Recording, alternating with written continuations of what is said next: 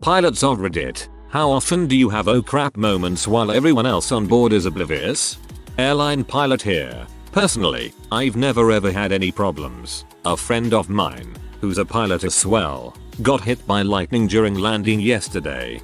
Been on 2 planes as passenger that have been hit by lightning. A bit disheartening the first time when I was aisle seat on the wing that got hit, and A, the stewardess next to me started screaming oh my god. It's never been that close before, and B, the pilot came on the loudspeaker, no crap, chuckling about the lightning strike we had just experienced.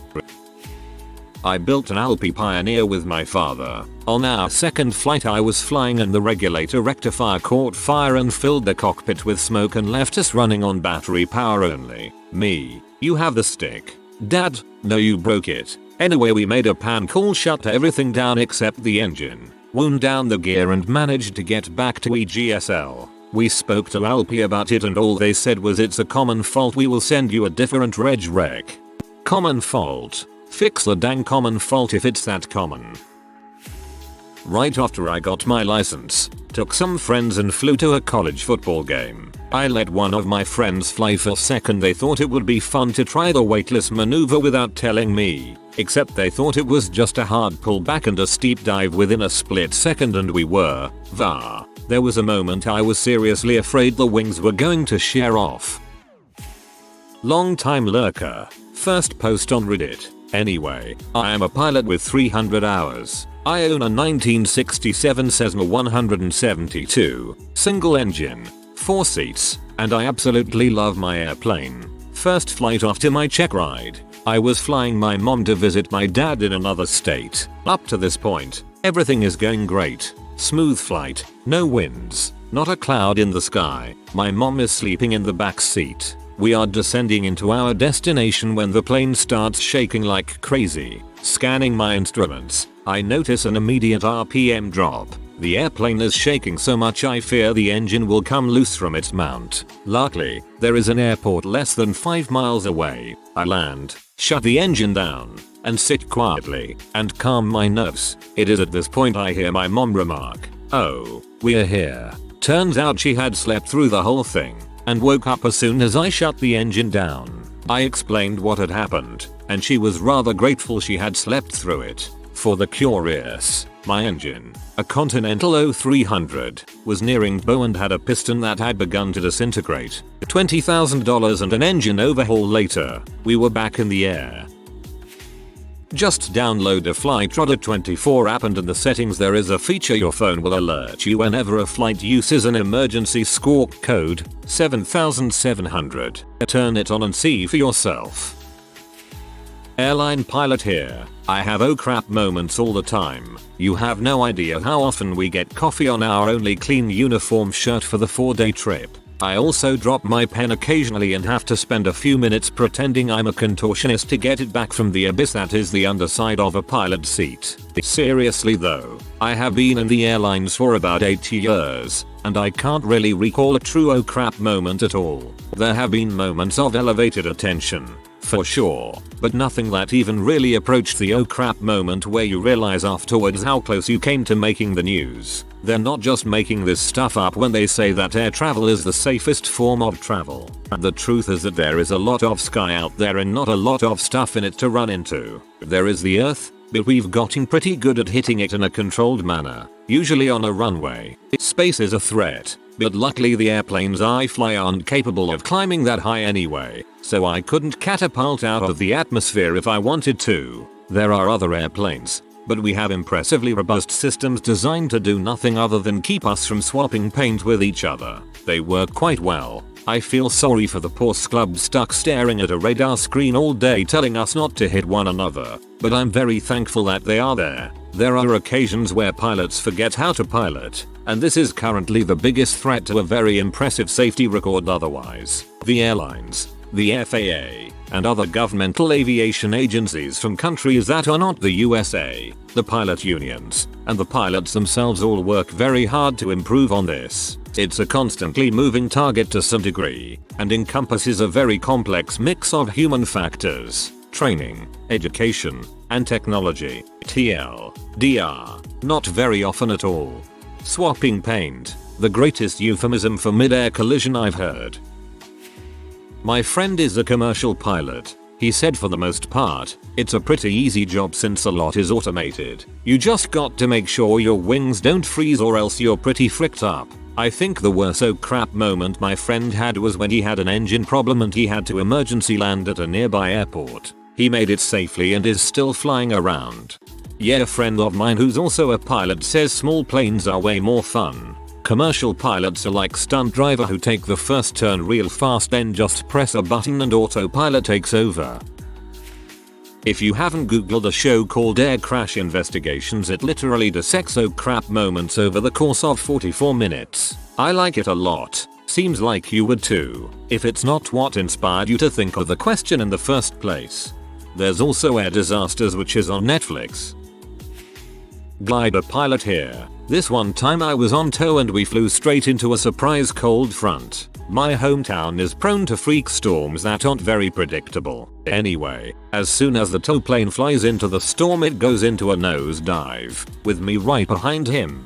At this point we are around 1.5k feet AGL. I figured I could cut rope and pull out if needed at the last second, so I stayed on. Down we went like eagles diving on a fish. There was a sudden thud as a large sheet of rain slammed against the frame of my plane. My grip on the stick was like a vice, yet my movements were controlled and subconsciously meticulous. Time slowed as the thought of death suddenly entered my mind. I felt as though I wouldn't ever see the tow plane pull up as our descent took us straight for the rocky forest ahead. Then, like a gift sent from the good Lord himself, an updraft slammed into the tow plane and he was able to pull out of the perilous dive. In the end, the flight turned out to be one of the most adventurous flights I have had yet. TLDR. I was pulled into a nosedive in a storm while on tow in my glider.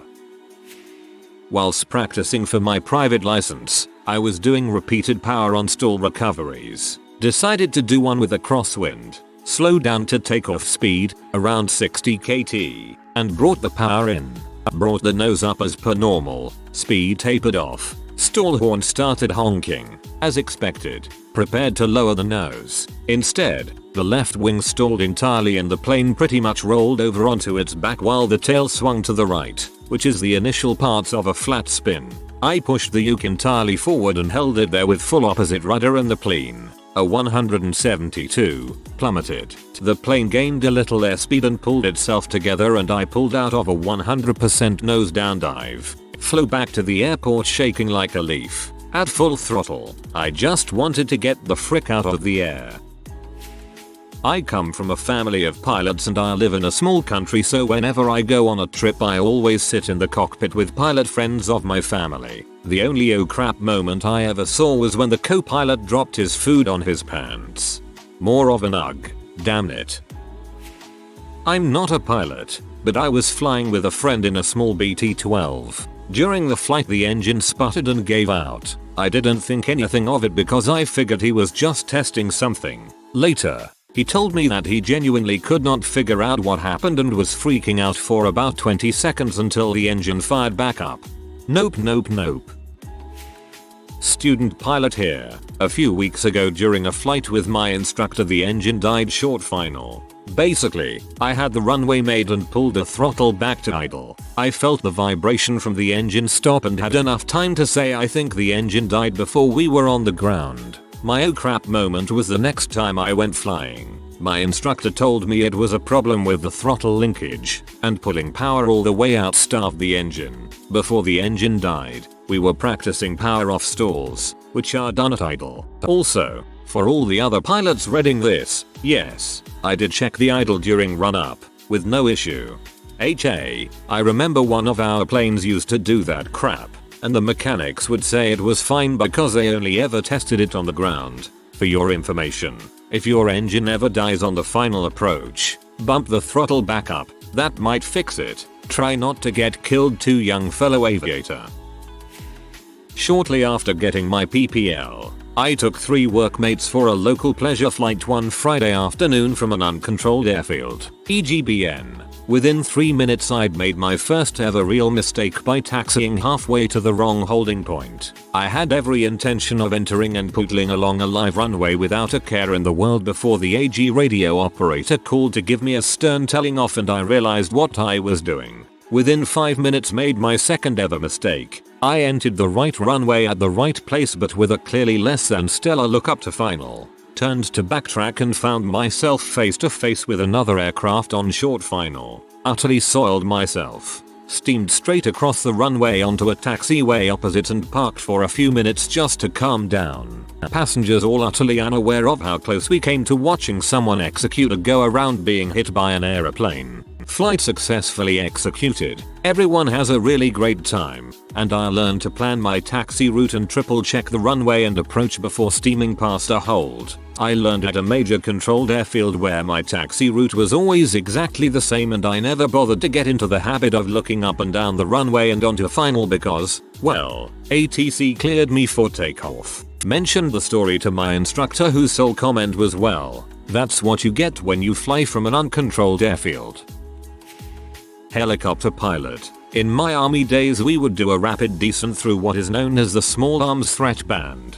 Basically it is a maneuver where you go from an altitude where most small arms can't hit you to low level, i.e. 10-30 feet off the ground at high speed. Point nose at ground. Make sure you do not overspeed the rotor head. Pull nose up at last moment. Simples. Now rate of descent. Torque are all well-known numbers for this type of maneuver. You basically fly the aircraft to the numbers with co-pilot monitoring gauges. On one occasion co-pilot says our rate of descent was way more than it should, but all power, rotor speed and torque were bang on the numbers pretty much. After doing this type of things, who knows how many times I got a feeling something was not from visual clues. Normally you start to pull out of the dive between 500, 1000 feet depending on terrain. I start pulling up somewhere around 1500 to 2000 feet, and that is when I had the pucker moment. That is where your butthole clenches up, nose is level, and I am pulling live 80% power, and we are still rapidly descending. 90%, 100%. Co-pilot on the controls. We pass through 500 feet, and ground coming up super fast. I can actually see where we are going to hit. Frick it. I pull the collective to its upper stop, which basically means we are putting so much torque into the aircraft that it can literally twist apart. We level off at 30-50 feet. Alarms are going off everywhere. That's co-pilot's job to deal with. My job is get us on the ground. I pick a field to my right and do a run on landing and emergency shutdown. Aircraft is winding down and co-pilot goes, "Did you call a pan or a mayday?" Nope. Neither did I. We call home over the radio and the QRF are there in less than 10 minutes. Aftermath is the aircraft is toast pretty much. There is a slider on the torque meter that shows max torque on a particular flight. It was off scale. I am not sure if the AC ever went back into service. When trying to figure out what the heck went wrong, we could only come up with we must have been in a column of rapidly descending air called a microburst. Can't see them. Can't predict them. Just wrong place, wrong time. TL. DR. Bent the frick out of an aircraft. Still alive. Proof is this TL. DR. This'll be buried, but as one of the Marines passengers who survived a C-130 having its props absolutely Swiss cheesed by ground fire during ascent, I'm sure that pilot was saying oh crap as we were pulling corkscrews and popping chuff and barely making airspeed.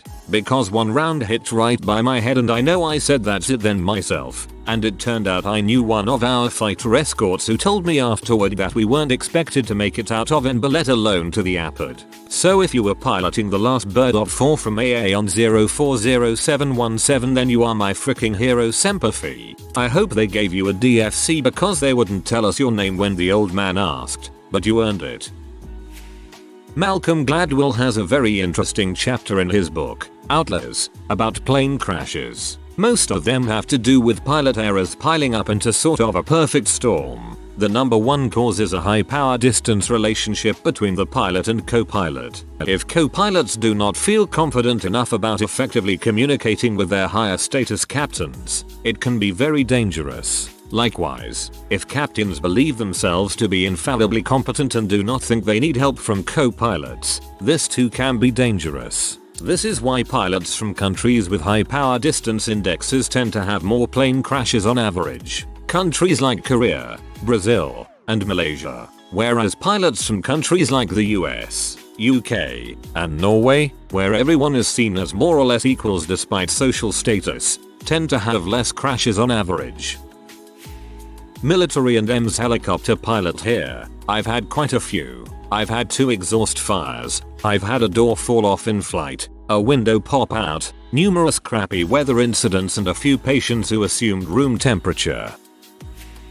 My grandfather flies small airplanes as a hobby. I fly with him quite a lot and I had 2 oh crap moments so far. It was winter, about -10 degrees Celsius. But the weather was great so we decided to go out for a spin. So we always fly about 200-300 meters high so we can look into people's backyards. Suddenly, the engine cut out and would not start again. So we landed in a field, only to find out the fuel pump had frozen. Another time we were flying and suddenly it got really foggy. Problem is, in the Czech Republic, which is where he lives, there is a regulation that states that planes up to a certain weight do not have to have GPS and so on. And this one time we had no GPS with us and we didn't see a bloody thing. It was only white. We also didn't really know at which altitude we were flying, since we couldn't see any mountains and so on. That was really freaking scary. On a United 727 over North Platte, Nebraska, I was listening to Channel 9 on the in-flight entertainment. That channel is our cockpit's radio traffic with ground controllers. Pretty geeky, yes. At the same time, I was looking out the window and a Gulfstream private jet passed under us about 100 feet away. It was so close that I was able to see what the pilots were wearing. I looked at the guy next to me and said, "We almost got hit just now." Our pilot calmly called into Denver Center and asked them to start the paperwork for the near hit. If I was pilot, which I probably never will be, I would randomly get on the cabin intercom and say, "This is your pilot speaking. There's absolutely nothing to worry about. Jet fuel can't melt steel beams. Jet fuel can't melt steel beams. Jet fuel can't melt steel beams. Jet fuel can't melt steel beams. Jet fuel can't melt dank memes." A bit late but here goes. I'm a pilot with 5,000 hours on the A330 and A320 and this just happened to a colleague of ours last week. They descended below the MSA, minimum safe altitude, and didn't notice they were flying over mountainous area. The radio altimeter informed them they were 2,500 feet above ground, but due to the heavy thunderstorms and clouds they did not pay much attention to the call and kept descending. You have to understand that when all heck breaks loose inside the cockpit, the passengers are only aware of the turbulence they are experiencing and nothing else. Long story short, they had the GPWS called terrain pull up and were 350 feet away from a disaster. Cessna pilot here, lining up for final approach when my plane door popped open. I reached out and closed it. Nothing like being exposed to 3,000 feet of air between you and the ground with no warning.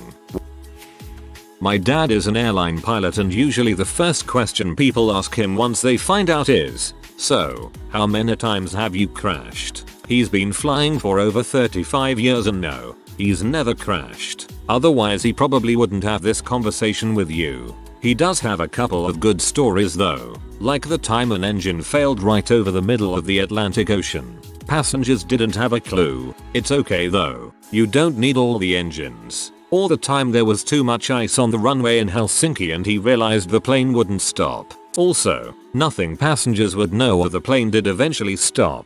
My favorite is the one where the plane got hit by lightning, right into the cockpit window. That's something where the passengers would definitely know something's up. He said there was this incredibly loud bang and then something like yellow and red skin slithered along the windows. Must have been an awkward announcement. Ladies and gentlemen, we just got hit by lightning. It's all cool though. We only get in trouble if it's hail. So I suppose there aren't nearly as much emergency situations for a pilot as people might think. And most of the time, it will be something most people wouldn't expect. It's not hull breaches, fires, snakes or terrorists. Heavy winds while landing, hail or medical emergencies are the much bigger problems. Flying is incredibly safe. Driving a car is much more likely to kill you. Hot air balloon pilot here. Hard to have an oh crap moment without everyone realizing, but here's a story anyway. We used to live near Lake Michigan, and flying around there you have to be aware of lake effect winds. This night was calm and beautiful. Flight was going great. As we approached for landing in a small field behind a tree line, the lake effect kicked in and sent us 180 degrees straight into the trees. Trees and balloons don't mix, but that wasn't the worst of it. Power lines we couldn't see behind the trees was the real oh crap moment. Hit them square in the basket. Sparks everywhere. Luckily we hit the basket and not the cables, and we were able to get above and beyond them. Landed a short while later and only then noticed some of the holes in our clothes from the sparks. Had those sparks gone through a fuel line, we would have been toast. I'm real new to flying.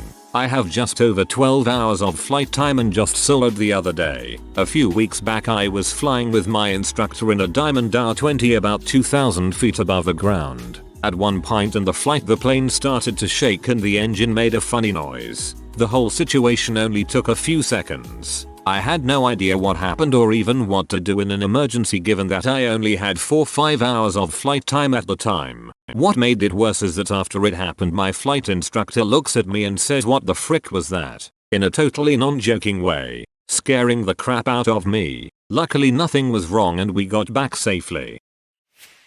Well, you have good years and bad years. While flight instructing, I'd say once every 2 or 3 days, you walk the line between creating a safe flight and a meaningful flight. Generally you let the student pilot make mistakes at altitude, but when you're close to the ground you stop them early. The problem being, when you're close to the ground, things happen a lot quicker. Sometimes student pilots do things that you would think no one in their right mind would do, especially after just briefing to not do that. That being said, as flight instructors, that's what we're trained to do. It makes the environment very effective, as once I'm done recovering from the mistake, I can clearly tell the student, had that gone another 2 seconds, we would have been dead in 5 seconds. Don't do that. Don't do that again ever. Here's why. Some examples. Student in the flare, pushes nose down hard, managed to pull back fast enough to squeak the nose tire, but not land on it. Student doing a flawless cross-controlled crosswind landing. Perfect down until about 5 feet, when he changes the roll dramatically. Wind carries us about 50 feet right in a second. I grab it and roll it back over and go around. We ended up coming within feet of the trees to the right of the runway. Winds were just about max crosswind for that aircraft. That one still spooks me. Student does stall, abruptly puts full rudder in.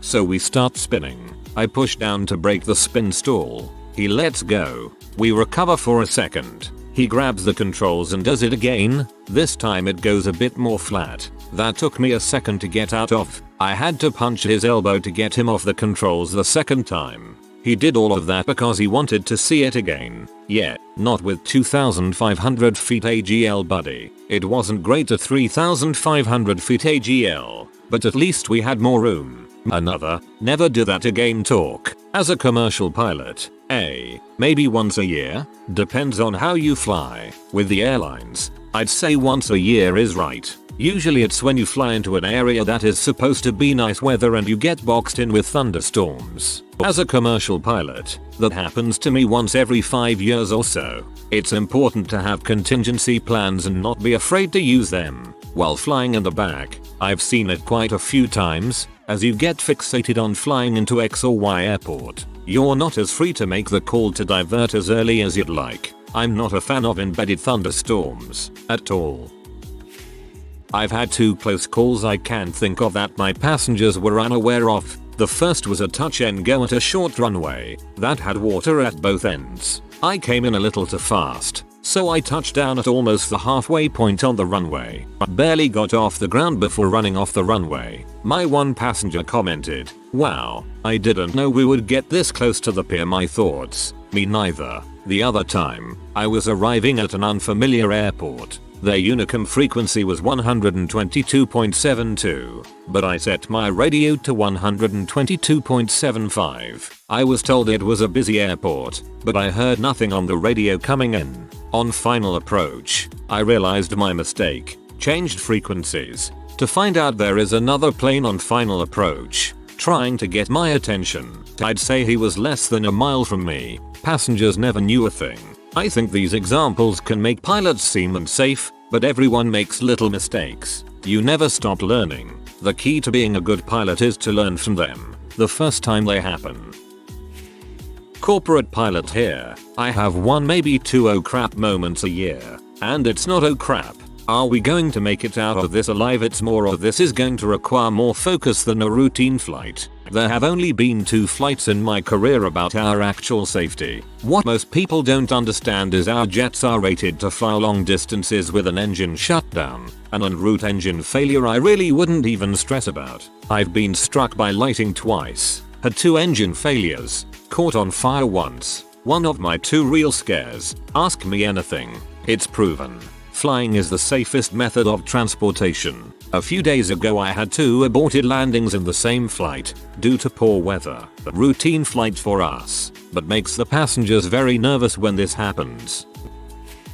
I was just waiting to get on the Delta flight at LaGuardia that skidded off the runway. Apparently sometimes the oh crap moments for pilots end up with everyone not being oblivious, and those of us waiting to board the same plane for the next flight are the ones with the oh crap moment. I'm not a pilot, but I have a story about a cheap airline flight, which I'll call Ryanair, because that is its name. My family were coming back from Dublin in one of the dingy little short bus type planes, and the landing was hard, really freaking hard, swerving all over the place, and was not slowing down nearly as quickly as usually, and then eventually it stopped and everyone got off. As we were coming down the steps, we noticed the pilots and engineers under the plane with torches looking at the wheel mechanisms. So now I fly KLM.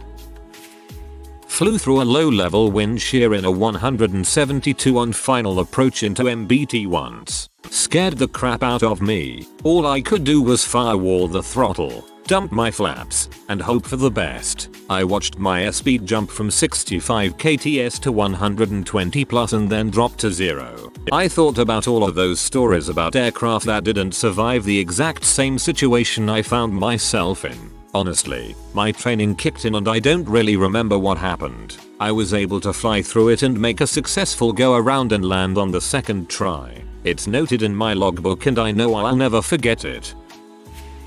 I was letting my low-time pilot friend fly a J3 Cub, little yellow high-wing, tandem 2-seater, and he was doing the landing from the rear seat. Suddenly I was getting nervous due to our sudden pitch-up attitude. I told him that I will fix it because things weren't looking great. His immediate response was holy crap, you better take it easy, then proceeded to hand me his joystick. After landing we stopped and saw that the stick had not had its bolt put through its hole. The stick had been held in by paint alone for several hours as it is a newly restored plane. It's all ended in some laughter and promptly shitted bricks.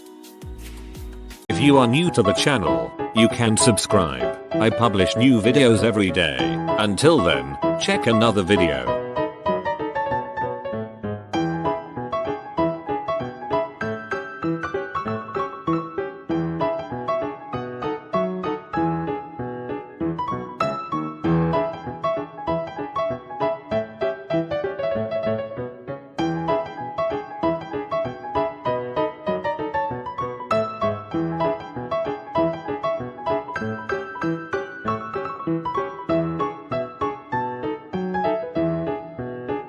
Bye for now.